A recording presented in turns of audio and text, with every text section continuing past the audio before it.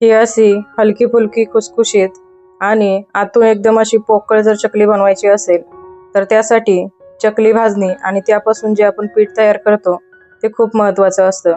नमस्कार, मी Sonali veg non veg तडका या चॅनलवरती आपलं मनपूर्वक स्वागत करते. तर आज मी तुम्हाला 2 किलोची चकलीची भाजणी बनवून दाखवणार आहे. चकली भाजणीचं पीठ बनवताना कुठलं साहित्य किती प्रमाणात घ्यावं, ते किती प्रमाणात भाजावं किंवा मग पीठ कसं दळून आणायचं, ही सविस्तर माहिती या व्हिडिओमध्ये मी दिलेली आहे. त्यामुळे व्हिडिओ शेवटपर्यंत नक्की पहा. या व्हिडिओमध्ये मी तुम्हाला 2 किलोची चकलीची भाजणी बनवून दाखवणार आहे आणि पुढच्या व्हिडिओमध्ये त्याच भाजणीच्या पिठापासून चकली बनवून दाखवणार आहे. चला तर मग लगेचच रेसिपीला सुरुवात करूयात. सुरुवातीला आपल्याला तांदूळ मोजून घ्यायचा आहे. तर साधारण 5 वाट्या मी ते राशनचा तांदूळ घेतलेला आहे. तुम्ही कुठलाही जुना तांदूळ घेऊ शकता, फक्त ज्याचा चिकट भात होतो. म्हणजे इंद्रायणी तांदूळ घेऊ नका. प्रमाण घेताना कुठलीही एकच वाटी वापरा, म्हणजे प्रमाण चुकणार नाही. आता दुसऱ्या भांड्यामध्ये चणा डाळ घ्यायची. तांदूळ 5 वाट्या घेतलं तर चणा डाळ आपल्याला 3 वाट्या घ्यायची. यानंतर आता पुढची डाळ आपल्याला मूग डाळ घ्यायची. 2 वाटी मूग डाळ घ्यायची.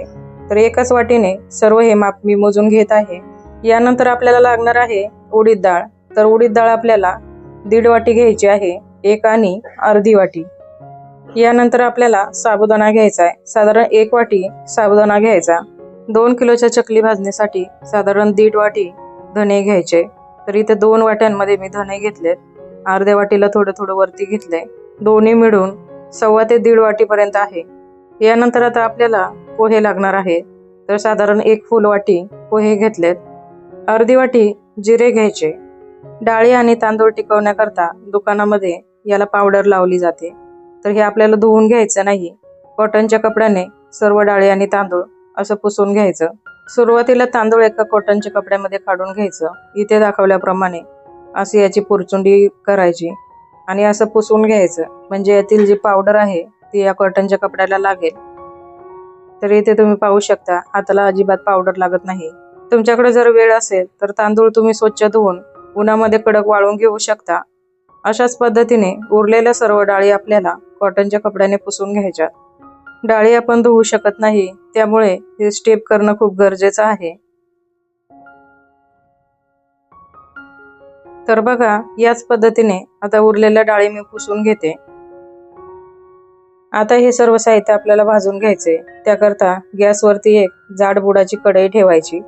सुरुवातीला यामध्ये चणा डाळ घालायची आणि छान अशी भाजून घ्यायची.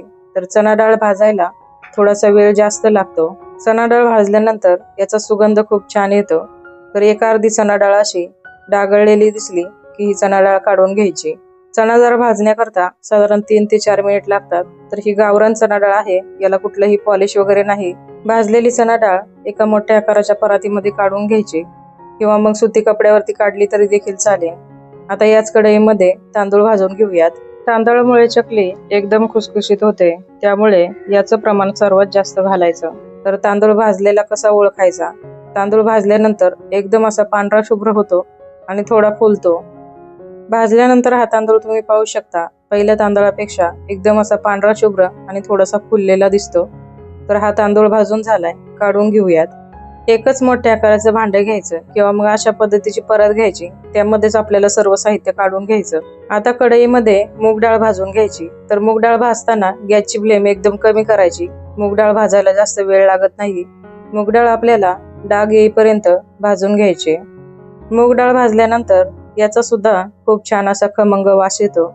तर इथे तुम्ही पाहू शकता, थोड्या थोड्या या डाळींना असे डाग पडलेले आहेत. आता ही डाळ भाजून झाली, काढून घेऊयात. याच परातीमध्ये डाळ सुद्धा काढून घ्यायची. आता पुढचं डाळ आहे उडीद डाळ. उडीद डाळ सुद्धा आपल्याला खमंग अशी भाजून घ्यायची. उडीद डाळीचा रंग आता एकदम पांढरा शुभ्र दिसतो. तर भाजल्यानंतर उडीद डाळ थोडीशी लालसर होते. उडीद डाळ वापरल्यामुळे चकली आपली एकदम खुसखुशीत अशी होते. उडीद डाळ भाजायला सुद्धा जास्त वेळ लागत नाही. तर आता ही भाजलेली उडीद डाळ याच परातीमध्ये काढून घेऊया. तांदूळ आणि डाळी सर्व भाजून झाल्यात. आता आपल्याला साबुदाणा भाजून घ्यायचा आहे. साबुदाणा भाजायला थोडासा वेळ जास्त लागतो. साबुदाणा आपल्याला फुलेपर्यंत, एकदम हलका फुलका होईपर्यंत भाजून घ्यायचा आहे. तर साबुदाणा भाजलेला कसा ओळखायचा? आता जो पूर्वीचा साबुदाणा होता त्यापेक्षा दुप्पट हा साबुदाणा फुलतो आणि एकदम असा पांढरा शुभ्र दिसतो। इथे तुम्ही पाहू शकता भाजलेला साबुदाणा आता याच परातीमध्ये काढून घेतलाय। यानंतर आपल्याला धने भाजायचे, तर धने भाजायला जास्त वेळ लागत नाही। गॅसची फ्लेम एकदम कमी करायची, साधारण 1 ते 1.5 मिनिट लागतात। धने भाजून झाल्यावर याचा सुगंध खूप येतो आणि थोडेसे असे ब्राऊन रंग होतो। यानंतर आता हे भाजलेले धने याच परातीमध्ये काढून घेतले। यानंतर आता जिरे भाजून घ्यायचे, तर जिरे आपल्याला एकदम जास्त भाजायचे नाही।